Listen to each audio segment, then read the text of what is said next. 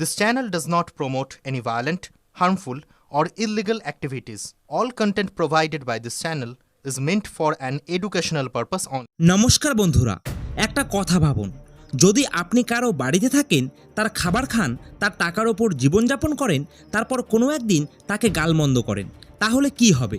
একদিন সে আপনার মুখের ওপরেই দরজা বন্ধ করে দেবে। আর বাংলাদেশের সাথেও এখন এমনটাই হচ্ছে। শুভেন্দু অধিকারীর সিএম হওয়ার পর থেকে এক একটা করে সেই সব রাস্তা বন্ধ করে দিচ্ছে যেখান থেকে বাংলাদেশের লাভ হতো। প্রথমে তো অবৈধ বাংলাদেশিদের ওয়েস্ট বেঙ্গল থেকে বের করার সিদ্ধান্ত নিয়েছেন।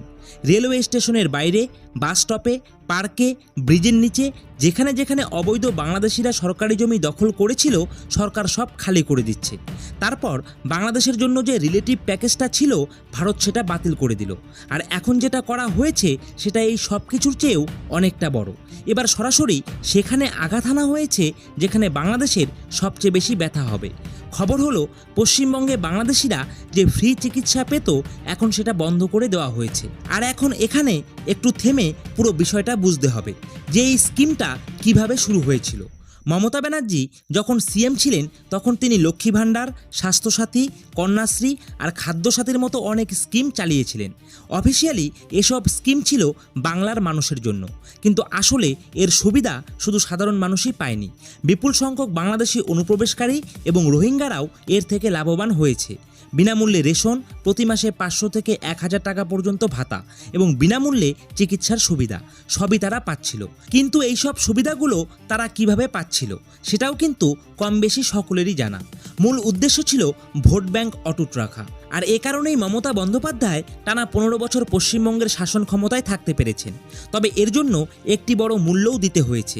যখন এখানে এত ধরনের সুবিধা বিনামূল্যে পাওয়া যাচ্ছিল, তখন বাংলাদেশ থেকে প্রতিনিয়ত মানুষের আসার প্রবণতাও ক্রমশ বেড়ে যায়।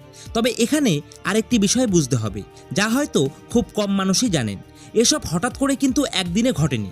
বছরের পর বছর ধরে এই প্রক্রিয়া চলছিল। পরিসংখ্যানের দিকে তাকালেই বিষয়টি পরিষ্কার হয়ে যায়। আর অবাকও হয়ে যাবেন এই পরিসংখ্যানটা দেখলে। 2022 সালে প্রায় 3 লক্ষ বাংলাদেশি চিকিৎসার জন্য ভারতে এসেছিলেন। 2023 সালে এই সংখ্যা 48% বেড়ে 4.5 লক্ষের ওপরে পৌঁছে যায় এবং 2024 সাল নাগাদ এই সংখ্যা 6,44,000-এর কাছাকাছি পৌঁছে গিয়েছিল।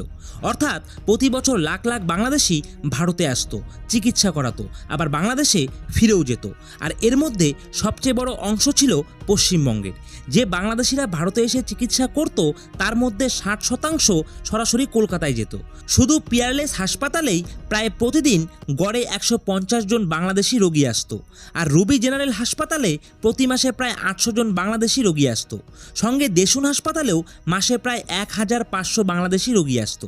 আর আপনি জানলে অবাক হবেন যে মণিপাল হাসপাতালে শুধু কলকাতা আর বেঙ্গালুরুর সেন্টারে প্রতিদিন 300টা মেডিকেল ভিসার রেকমেন্ডেশন বাংলাদেশি রোগীদের জন্য ইস্যু হতো।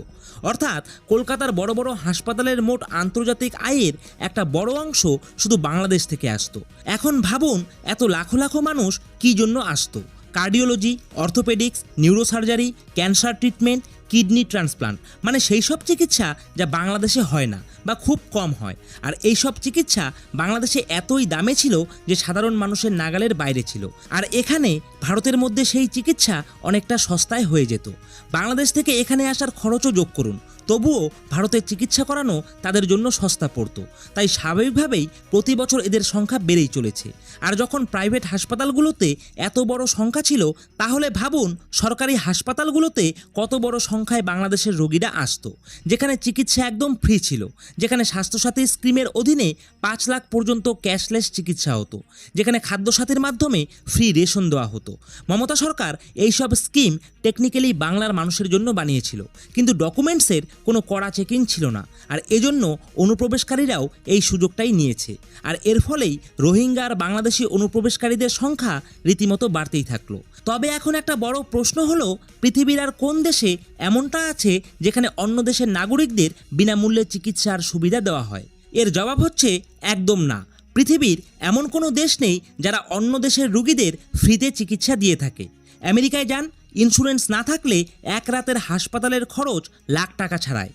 ইউরোপের দেশগুলো তাদের নিজের নাগরিকদের জন্য স্বাস্থ্যসেবা ফ্রি রাখে, কিন্তু বাইরের লোকেদের জন্য নয়। চীন, যার দিকে বাংলাদেশ এখন ঝুঁকে পড়েছে, তারাও কাউকে ফ্রিতে কিছু দেয় না। এমনকি যারা সত্যিই গরিব দেশ, তারাও অন্য দেশের নাগরিকদের নিজেদের ট্যাক্সের টাকায় ফ্রিতে চিকিৎসা দেয় না। কিন্তু ভারত দিয়েই চলছিল, কারণ এখানে ভোট ব্যাংকের রাজনীতি এতটাই প্রাধান্য পেয়েছিল যে দেশের ক্ষতি কারো চোখে পড়েইনি।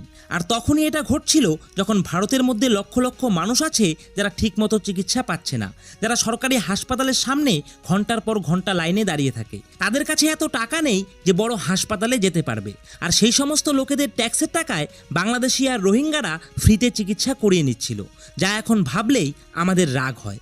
এখন ভাবুন তো, যে চিকিৎসা করাতে বাংলাদেশে লাখ লাখ টাকা খরচ হয়, সেটা এখানে একদম ফ্রিতে হচ্ছে। তাই স্বাভাবিকভাবেই রোহিঙ্গাদের সংখ্যা এখানে বেড়ে গিয়েছিল আর একটা বড় প্রবলেম হয়ে দাঁড়িয়েছিল। এখন নতুন সরকার পুরো সিস্টেমটাই বদলে দিয়েছে। নতুন নিয়ম একদম পরিষ্কার। সরকারি স্কিমগুলোর সুবিধা পাবে শুধু বাংলার আসল নাগরিকরাই।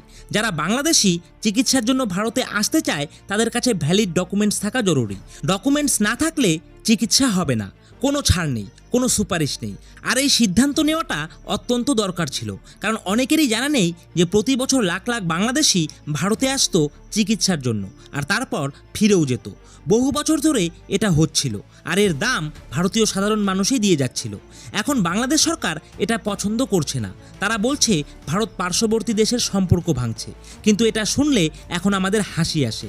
যে দেশ এখন চীনের কোলে বসে আছে, যে দেশ ভারতের বিরুদ্ধে প্রতিবাদ মিছিল করে, যেই দেশ ভারতকে বয়কটের ডাক দেয়, ঠিক সেই দেশ আজ প্রতিবেশীর সম্পর্ক নিয়ে লেকচার দিচ্ছে।